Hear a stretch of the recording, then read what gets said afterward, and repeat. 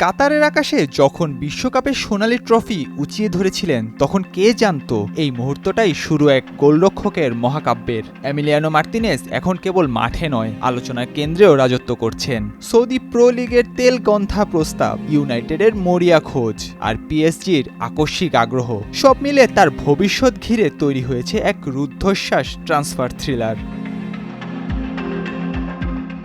দিগন্তজোড়া জল্পনা কল্পনার কেন্দ্রে এক মানুষ, এমিলিয়ানো মার্তিনেজ। আর্জেন্টিনা বিশ্বকাপ জয়ী গোলরক্ষককে ঘিরে যেন থামছেই না গুঞ্জনের ঢেউ। একবার শোনা যায় ইউরোপীয় ফুটবলে পরিসমাপ্তি টেনে তিনি পাড়ি জমাবেন মরুপ্রান্তর দিকে। সৌদি প্রো লিগের কোনো ক্লাবে শুরু করবেন নতুন এক অধ্যায়। পরক্ষণেই বাতাসে ভেসে আসে নতুন নাম, ম্যানচেস্টার ইউনাইটেড, আর এখন প্যারিস সেন্ট জার্মেই। পিএসজি পর্যন্ত এসে গেছে তার দরজায়।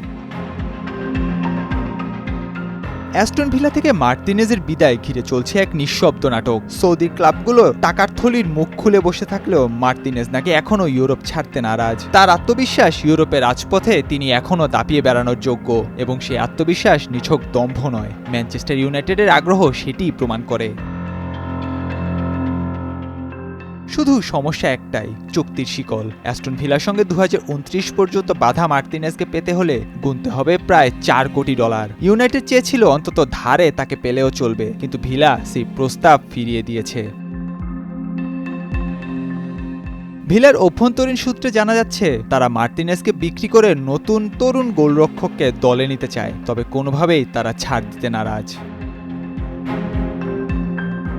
ঠিক এই সময়ে আবির্ভাব পিএসজির। গোলরক্ষক দোন্নারুম্মাকে নিয়ে অনিশ্চয়তা থাকা ক্লাবটি বিকল্প খুঁজতে গিয়ে পৌঁছেছে মার্তিনেজের দোরগোড়ায়। প্যারিসের ক্লাবটির টাকা নিয়ে ভাবনার কিছুই নেই, কেবল প্রয়োজন সঠিক সিদ্ধান্তের।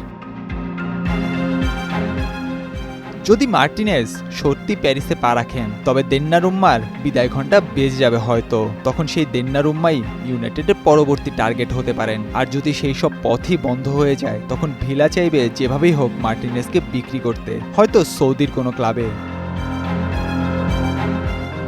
তাতে মার্তিনেজের হৃদয় ভরবে না হয়তো, কিন্তু ব্যাংক অ্যাকাউন্ট যে অর্থে ভেসে যাবে তা নিয়ে কোনো সন্দেহ নেই।